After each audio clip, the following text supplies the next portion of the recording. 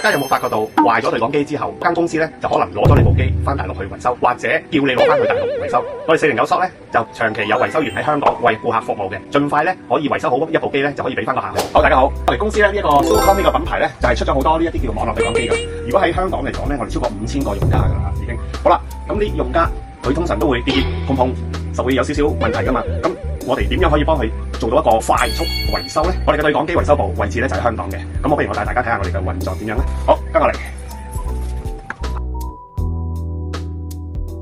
好，一般咧我哋接到個客戶嘅要求咧，可能有啲好簡單嘅問題。其實我哋好簡單好複雜都係香港做一個維修先，可以短時間俾到個客咧係好緊要嘅嚇。一般咧壞啲咩咧？其實我哋本身咧已經咧就同咗嗰啲工廠去溝通㗎啦。大部分咧都係壞一啲叫做旋鈕啊、領掣啊，或者係啲喇叭啊，或者最多常壞咧就係個 PTT 嗰個底板。PTT 咧即係話撳掣